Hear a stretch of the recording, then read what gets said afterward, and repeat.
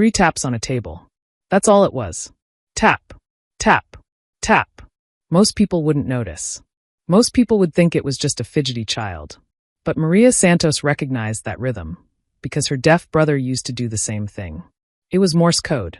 And when she translated those taps, her blood ran cold. Because that 8-year-old boy wasn't just tapping randomly. He was sending a message. Help. They lied. What did they lie about? Who were they? And why was this child in a $50 million mansion desperately tapping out a cry for help that no one else could hear? Keep watching, because what Maria discovered in that house will shock you and inspire you. Welcome to Voice of Granny. While you are here, please hit the subscribe button and comment your view on the story and where you are watching from.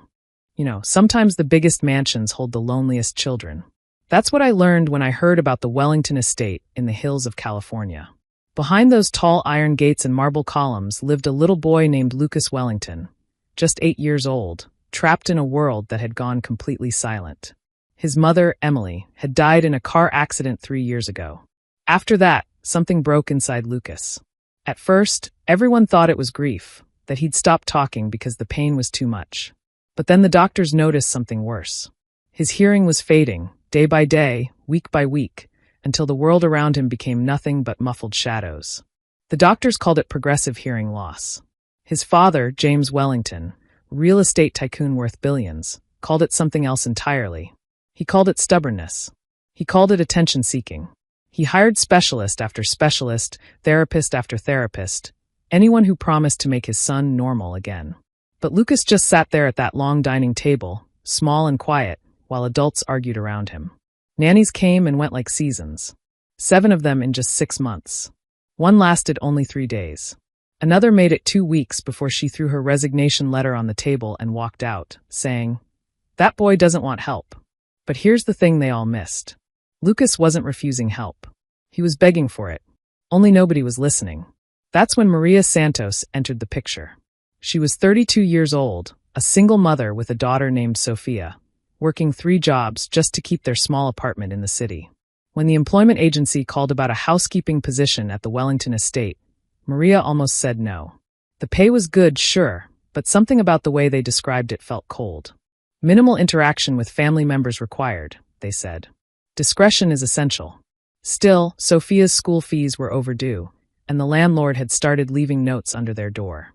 So Maria took the job. Her first day at the estate felt like walking into a museum. Everything gleamed, crystal chandeliers, polished floors, furniture that looked too expensive to touch. But nothing felt warm. The staff moved like ghosts, whispering instructions, avoiding eye contact. The head housekeeper, a stern woman named Mrs. Patricia Harper, gave Maria her rules on the first morning. You clean the West Wing. You don't speak unless spoken to. And you absolutely do not engage with the boy. The last maid thought she could help. She was let go within a week. Maria nodded, keeping her eyes down. But inside, her heart was already asking questions. The first time she saw Lucas, he was sitting alone in the sunroom, surrounded by expensive toys he never touched.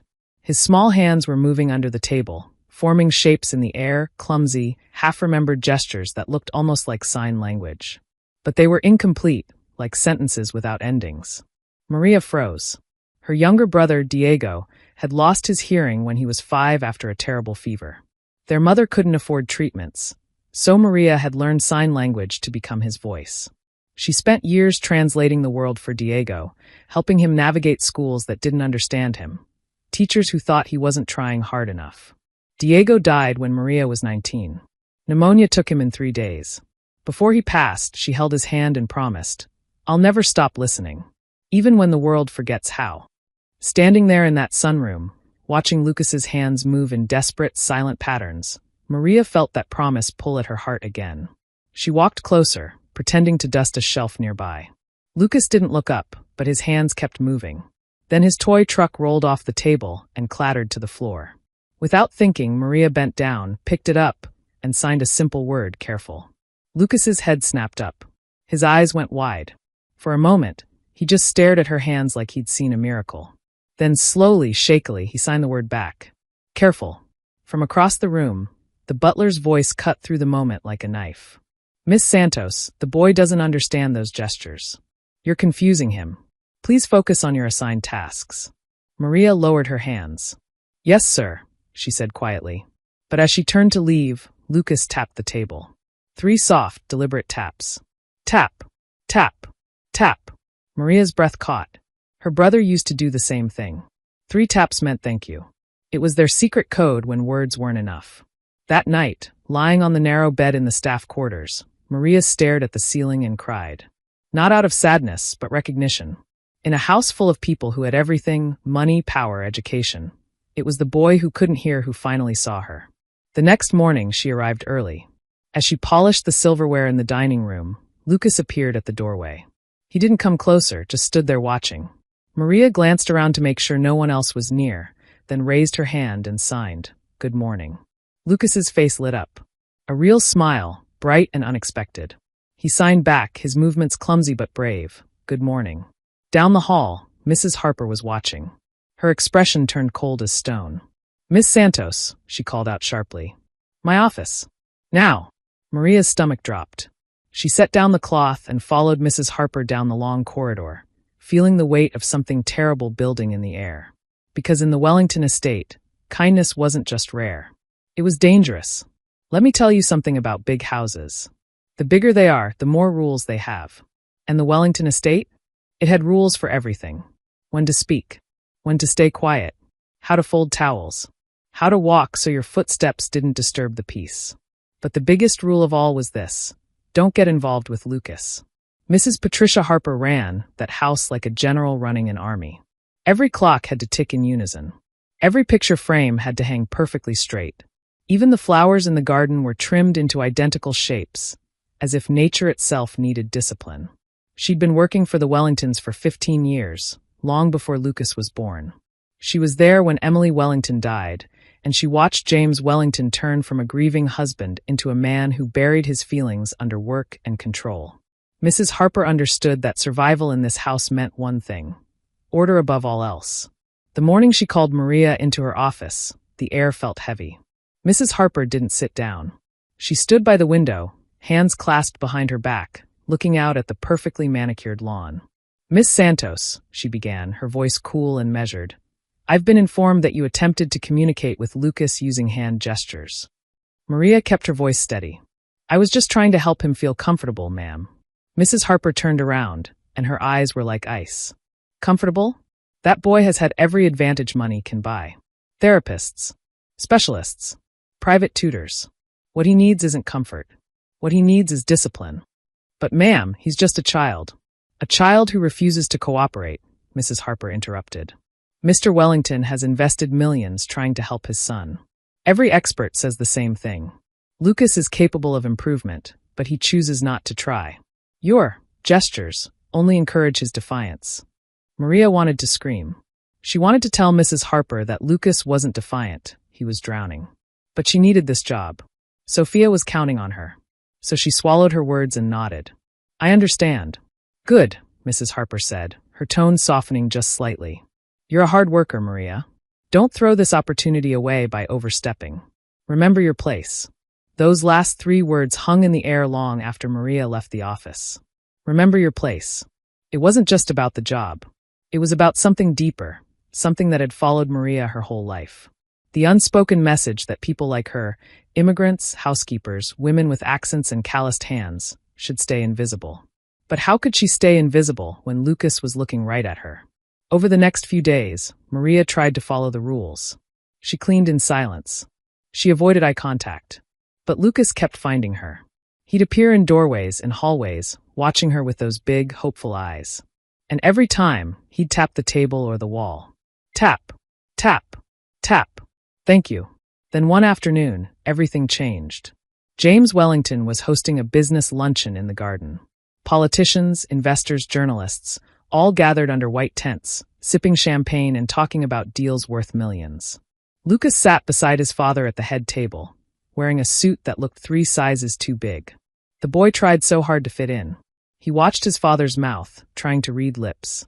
He copied the way people held their forks. But then the orchestra started playing.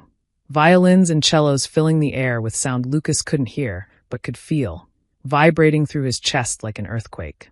His fork slipped from his hand and clattered against the plate. The sound cut through the conversation. Everyone turned to look.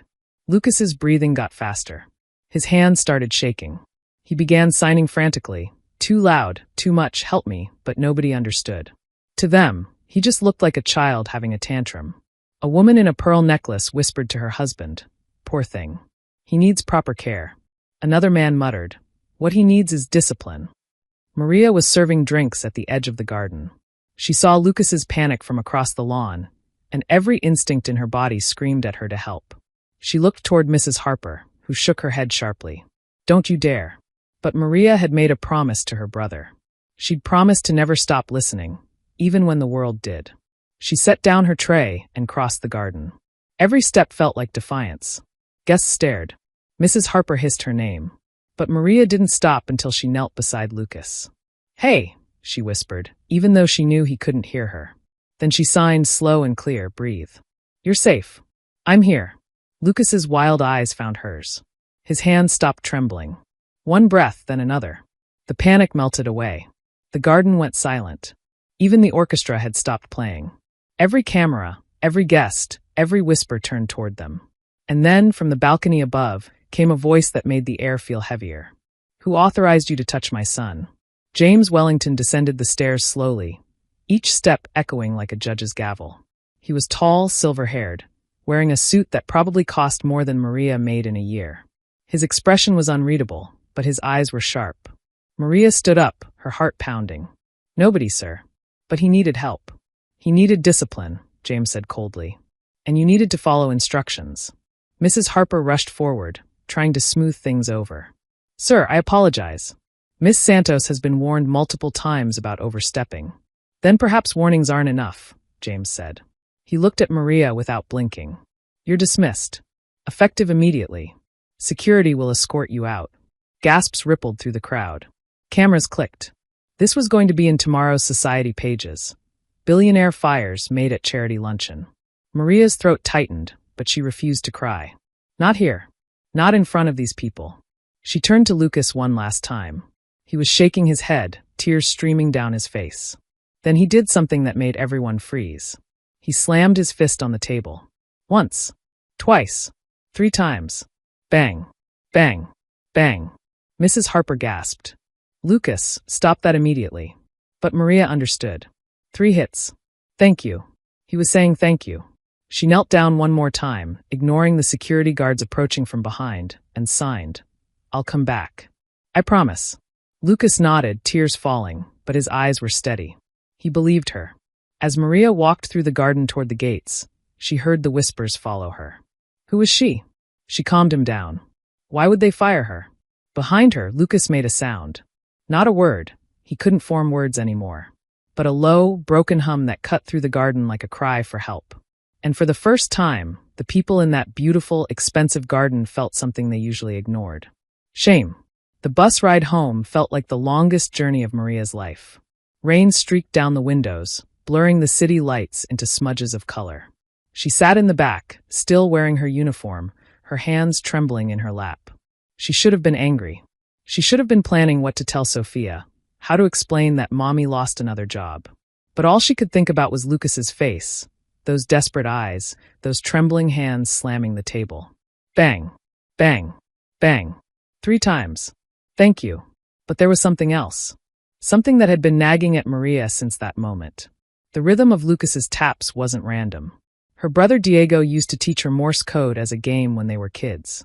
He'd tap on the table during dinner, sending secret messages that only Maria could decode. Lucas's taps had a pattern, a specific, deliberate rhythm that felt too precise to be coincidence. Maria pulled out her phone and opened her notes app. She closed her eyes and replayed the memory.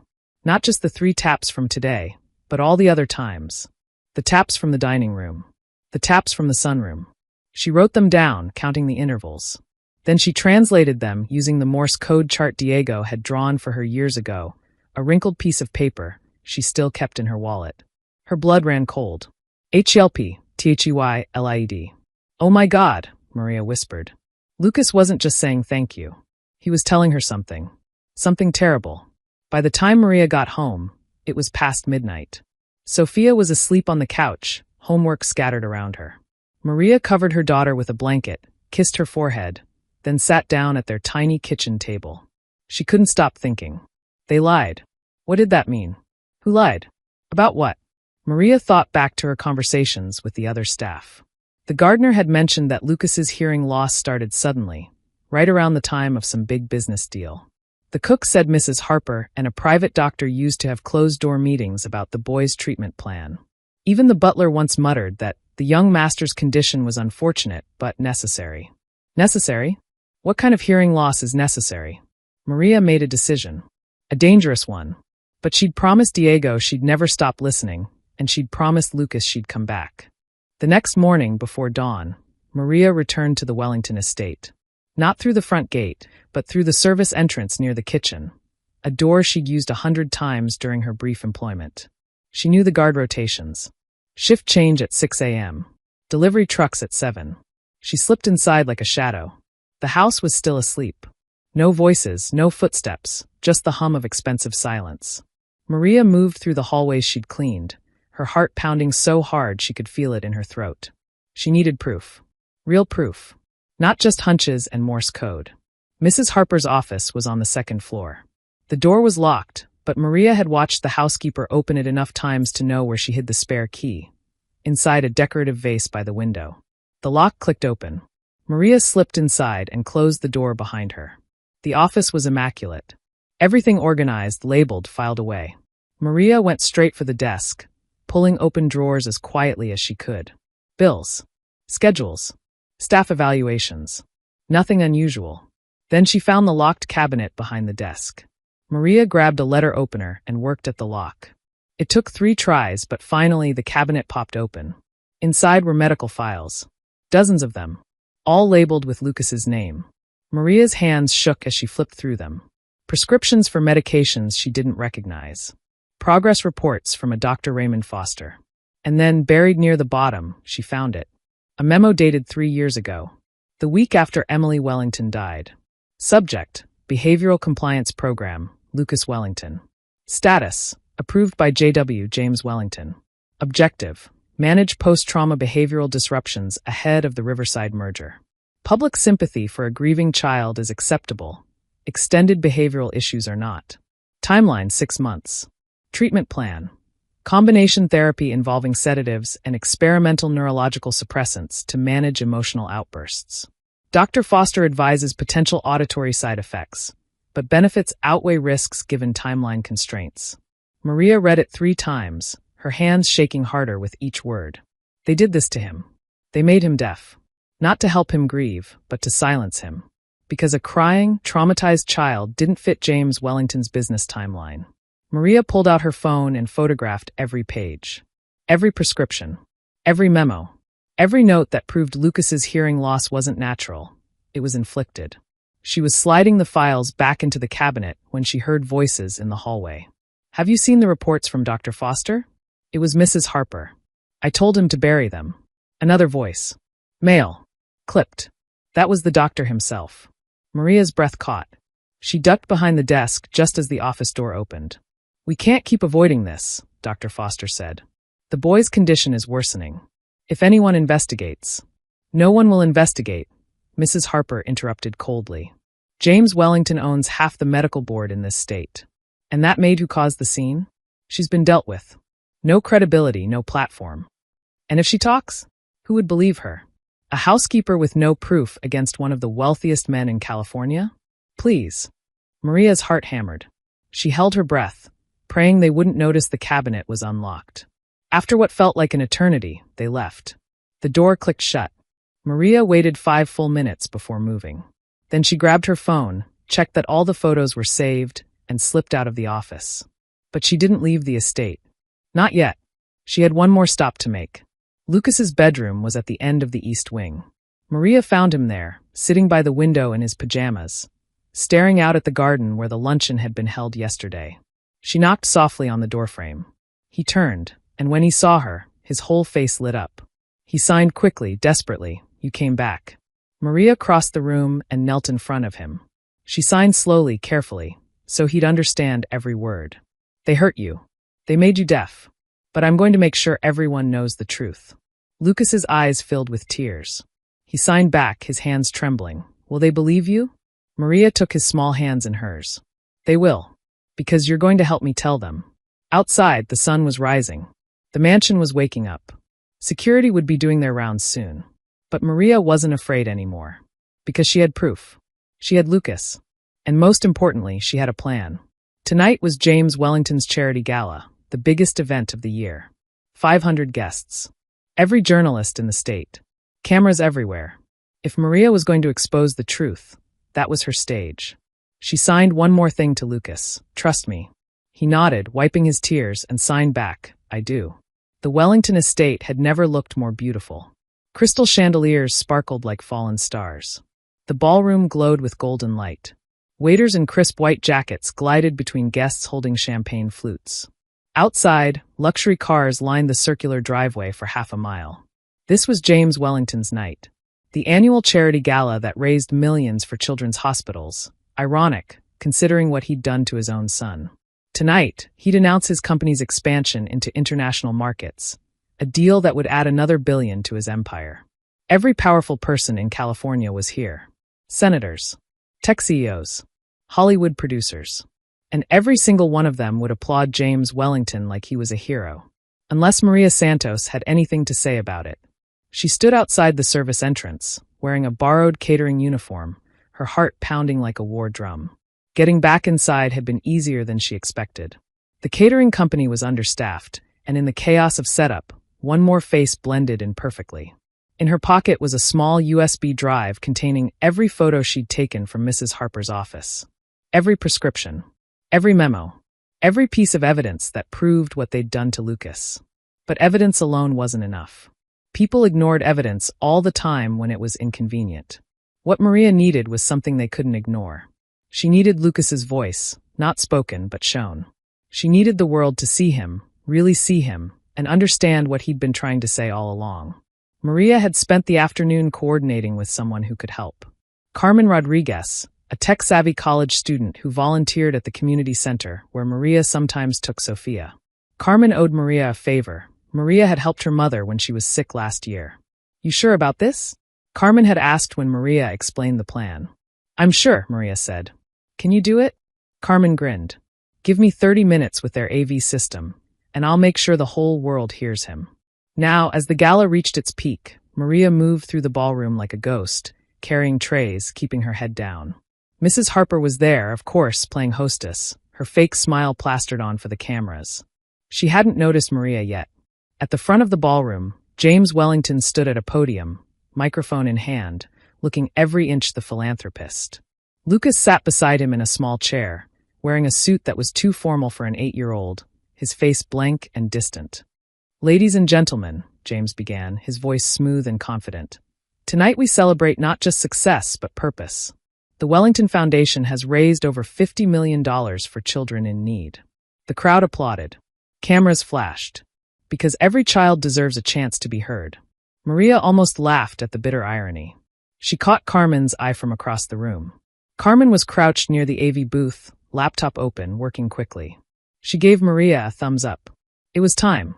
Maria set down her tray and walked toward the stage. Not rushed, not panicked. Just steady and determined. Mrs. Harper spotted her halfway across the ballroom. Her face went pale, then red with fury. She moved to intercept, heels clicking like gunshots. You, Mrs. Harper hissed, grabbing Maria's arm. What are you doing here? Security. But Maria shook her off. Her voice was calm but loud enough to carry. I'm here for Lucas. Heads turned. Conversation stopped. James Wellington looked up from his speech, confused. Excuse me, he said into the microphone. Maria stepped closer to the stage. The crowd parted like she was carrying fire. Mr. Wellington, she said clearly, before you talk about giving children a voice, maybe you should explain why you took your sons away. The ballroom erupted. Gasps. Whispers. Camera flashes exploding like lightning. James's expression darkened. I don't know who you are, but... Yes, you do, Maria interrupted. I'm the maid you fired yesterday for trying to help Lucas. The one who saw what everyone else refused to see. Security guards started moving toward her, but the journalists were faster. Microphones appeared. Phones were raised, recording everything. Maria turned to Lucas. He was staring at her with wide, frightened eyes.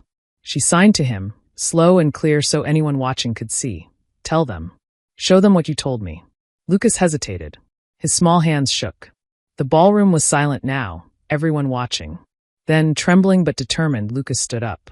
He turned to face the crowd, and he began to sign. His movements were slow at first, then faster, tears streaming down his face as his hands formed words his voice couldn't speak. You all see me, but you never listened. I lost my hearing because they wanted me quiet, because I cried too much, because my sadness was bad for business. The room stayed frozen. Nobody understood what he was signing. That's when Carmen's work came through. The massive screen behind James Wellington, meant to display the Wellington Foundation logo, suddenly flickered. Then words appeared, white text on black background, translating Lucas's signs in real time. You all see me, but you never listened. I lost my hearing because they wanted me quiet, because I cried too much, because my sadness was bad for business. The ballroom exploded. Shouts. Camera flashes. Guests pulling out phones. James Wellington spun toward the screen, his face drained of color. Turn that off, he yelled. Someone turn that off. But Carmen had locked the system. The translation continued as Lucas kept signing, his hands becoming bolder, stronger. My mother died. I was sad. So they gave me medicine to make me stop crying. But the medicine made me deaf. They broke me so I would fit their plan. My mother died. I was sad. So they gave me medicine to make me stop crying. But the medicine made me deaf. They broke me so I would fit their plan. Then Maria's voice cut through the chaos. And I have proof. She pulled out her phone and held it up. Medical records. Prescriptions. Memos from Dr. Raymond Foster, and approved by James Wellington himself. Everything that proves Lucas's hearing loss wasn't an accident. It was intentional. A journalist shouted, "Can you send those files to the press?" Already done, Maria said. She'd emailed copies to every major news outlet an hour ago. Time to send during the gala. James Wellington stepped back from the microphone, his carefully constructed image crumbling in real time. Mrs. Harper tried to flee toward the side exit, but journalists blocked her path. Lucas signed one more phrase. His hands were steady now, no longer shaking. Confident. Free. She listened when no one else would. She listened when no one else would. He pointed at Maria. The cameras swiveled toward her. And in that moment, Maria Santos, immigrant, single mother, housekeeper, became the most important person in the room. Not because she was rich. Not because she was powerful. But because she had done what everyone else in that mansion had refused to do. She had listened. Security finally reached Maria, but the damage was done. The truth was out. By tomorrow morning, it would be on every news channel, every website, every front page.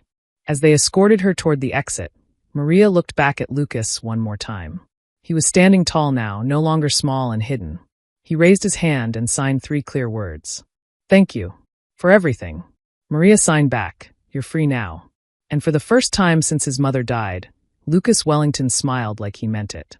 Morning came gently, but the world had changed overnight. By sunrise, the story had gone viral. Not just in California, but everywhere. Every news channel, every social media platform, every coffee shop conversation. People weren't talking about James Wellington's business empire anymore. They were talking about the 8-year-old boy he'd silenced. Billionaire accused of medically induced deafness and son. Housekeeper exposes child abuse cover-up at Wellington Estate. The maid who gave a voice to a voiceless child. The photos Maria had taken spread like wildfire. Medical documents. Dr. Foster's prescriptions. The memo that proved James Wellington had approved the treatment plan to manage Lucas's grief before a major business deal. By noon, the board of Wellington Industries held an emergency meeting. By evening, James Wellington had resigned as CEO. Not because he wanted to, because the shareholders demanded it. The company's stock had dropped 40%. 3 board members quit. Senator Morrison, who'd been at the gala, called for a criminal investigation. Dr. Raymond Foster turned himself in the next morning. In his statement, he said, "I thought I was helping. I thought managing his emotions would help him adjust. I was wrong. Deeply, horribly wrong." Mrs. Harper was arrested 2 days later. Police found her trying to board a flight to Switzerland using a fake passport. She refused to comment, but her lawyer released a statement blaming everything on following orders. For Maria, the aftermath was overwhelming. Her tiny apartment became a circus of reporters, cameras, and microphones. Everyone wanted to talk to the housekeeper who'd taken down a billionaire. But Maria didn't care about fame. She cared about one thing, making sure Lucas was okay. The court moved fast. Child Protective Services removed Lucas from his father's custody while the investigation continued. He was placed in a temporary foster home, a kind couple named the Johnsons who had experience with deaf children. But Lucas asked for Maria. Every day. Every night. He signed her name so many times the Johnsons said his hands never stopped moving. 3 weeks after the gala, Maria received a call from a lawyer. "Miss Santos," the voice said. "My name is Rebecca Chin. I represent Lucas Wellington's interests. He's requested that you be considered as his legal guardian." Maria's breath caught. "What?" "Lucas has made it very clear," Rebecca continued. "He wants to live with you. The court is willing to consider it, given your relationship and the circumstances. But it would require a home study, character references, financial review." "I'll do whatever it takes," Maria said immediately. "Whatever he needs." The process took 2 months. Social workers came to Maria's apartment. They interviewed Sophia, who told them, "If Lucas needs my mom, then he should have her. She's really good at listening." They interviewed Maria's former employers, her neighbors, even Carmen Rodriguez. Everyone said the same thing. Maria Santos was the kind of person who put others first, always. Finally, on a sunny October morning, the judge made it official. Maria Santos was granted legal guardianship of Lucas Wellington. When Maria arrived at the courthouse, Lucas ran to her. Not walked, ran. He threw his arms around her waist and buried his face in her jacket. She knelt down and held him, tears streaming down both their faces. He signed against her shoulder. "Home?" She signed back, "Yes. You're coming home." The apartment was small. Too small for 3 people, really. But Maria made it work. Lucas shared Sophia's room. They decorated it together. Sophia insisted on putting up glow-in-the-dark stars on the ceiling because everyone needs stars. Lucas started at a new school, one that specialized in deaf education, with teachers who signed and classrooms designed for children like him. For the first time in years, he wasn't the broken kid who refused to cooperate. He was just Lucas. Smart, curious, funny Lucas who liked drawing and building things with blocks. And slowly, he began to heal. But the story wasn't over yet. 6 months after the gala, Maria received another call. This time from James Wellington himself. She almost didn't answer. But something made her pick up. "Miss Santos," his voice was quiet, stripped of its usual authority. "I'd like to see my son. Not as his father. I know I've lost that right. But I'd like to apologize to him. In person. If you'll allow it." Maria was silent for a long moment. "Why should I?" "Because I've spent the last 6 months learning sign language," James said. "And I've spent every single day thinking about what I did. I can't undo it. But maybe I can try to understand him now." Maria talked to Lucas. Asked him what he wanted. Lucas thought for a long time, then signed, "I want to see him. But only if you're there." So they met. In a small community center, not in a mansion. James Wellington arrived alone, no lawyers, no assistants. He looked different. Thinner. Older. His expensive suit was gone, replaced with a simple sweater and jeans. He sat across from Lucas at a small table. For a long moment, they just looked at each other. Then James raised his hands and signed slowly, carefully, "I'm sorry." His movements were clumsy, unpracticed. But they were real. "I hurt you. I tried to fix you instead of listening to you. I was wrong." Lucas watched his father's hands, tears gathering in his eyes. James continued, "I can't change what I did. But I want to learn. I want to know you. The real you. If you'll let me." Lucas looked at Maria. She signed, "It's your choice." Lucas took a deep breath, then signed back to his father. "It will take time." James nodded, tears streaming down his face. "I have time. All the time you need." Over the next year, something unexpected happened. James Wellington didn't try to reclaim his son. He didn't fight for custody or drag Maria into court battles. Instead, he showed up. Every Saturday morning, he came to the community center. He took sign language lessons. He sat with Lucas and learned to communicate, really communicate, for the first time. He funded the opening of a new school, the Emily Wellington Institute for Deaf Education, named after his late wife, the mother Lucas had lost. It was beautiful, state-of-the-art, with teachers who signed and programs designed to help deaf children thrive. And he asked Maria to be on the board of directors. "You saved my son," James said during their first meeting. Now help me save others." Maria accepted. Not because she forgave him. Forgiveness would take time, maybe forever. But because Lucas deserved a world where other children wouldn't suffer what he had suffered. The institute opened its doors on a warm spring morning. Hundreds of families came. Parents holding the hands of deaf children, teachers eager to learn, journalists documenting a story that had turned from tragedy into hope. Maria stood at the entrance, watching children run through the hallways with their hands flying in joyful conversation. She thought about Diego, her brother who never got to see a place like this. She thought about all the promises she'd made and kept. Lucas tugged on her sleeve. He was 9 now, taller, stronger, more confident. He signed, "Look." He pointed to a wall near the entrance. There was a plaque, bronze and gleaming in the sunlight. "In honor of Maria Santos, who taught us that listening doesn't require hearing. It requires heart." Maria's eyes filled with tears. She knelt down and pulled Lucas into a hug. He signed against her shoulder, "You saved me." She signed back, her hands gentle but firm. "No, sweetheart. We saved each other." That afternoon, there was a ceremony. Parents and children gathered in the new auditorium. James Wellington stood at the front, but this time Lucas stood beside him. Not hidden, not forced. He was there because he chose to be. James spoke briefly. "For years, I believed power meant control. That silence meant peace. That my son's pain was something to fix rather than understand." He paused, his voice breaking. "I was wrong, and it took losing everything to finally learn how to listen." He turned to Lucas and signed as he spoke. "This school isn't about me. It's about making sure no child ever feels invisible again." Then he stepped aside, and Lucas took the microphone. The room went quiet. Everyone knew Lucas couldn't speak, not with his voice. But he didn't need to. He began to sign, and on the screen behind him, his words appeared in real-time translation, thanks to Carmen's technology that had now been refined and was being used to help deaf students everywhere. "My name is Lucas Wellington. For a long time, I thought I was broken. I thought the silence in my ears meant I had no voice.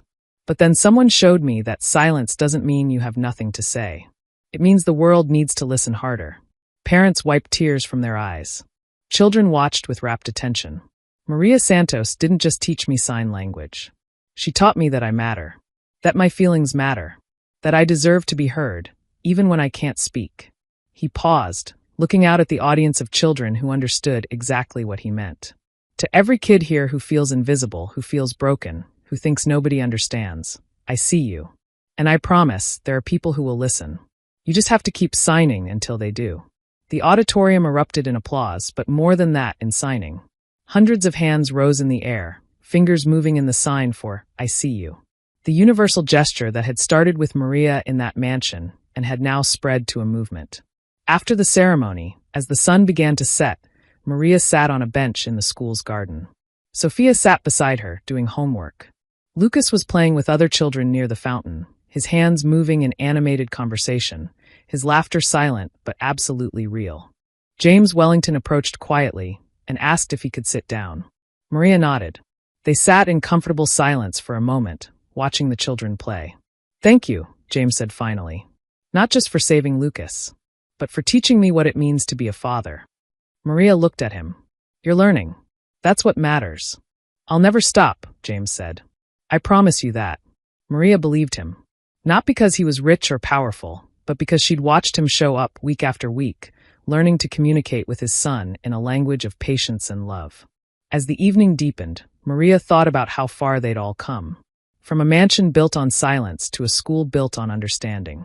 From a boy trapped in loneliness to a child surrounded by friends who spoke his language. From a maid dismissed as invisible to a woman who'd changed the world by simply choosing to listen. That night, tucking Lucas into bed, Maria signed their evening ritual. "What made you happy today?" Lucas thought for a moment, then signed, "Everything. But mostly you." Maria kissed his forehead. "Me too, sweetheart." "Me too." As she turned off the light, Lucas tapped the wall beside his bed. 3 soft taps. Tap, tap, tap.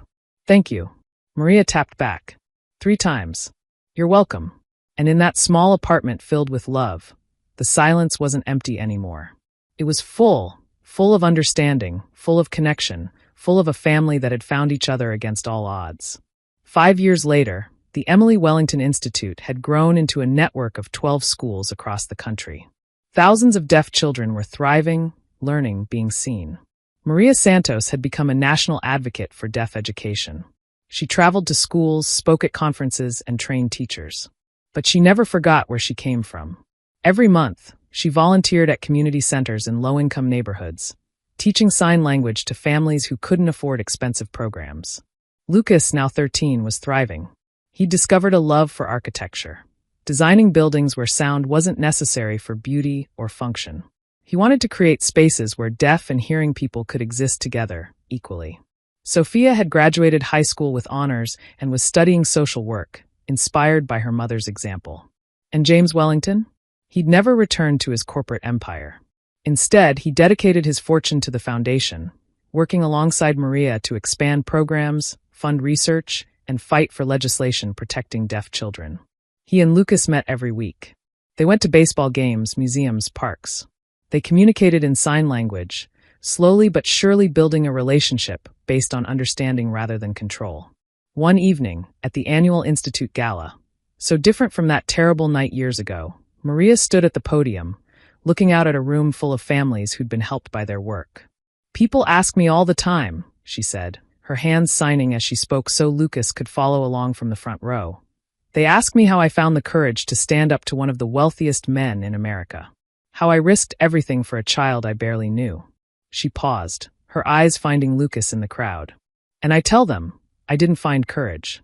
I remembered a promise I made to my brother before he died, that I would never stop listening, even when the world refuses to hear."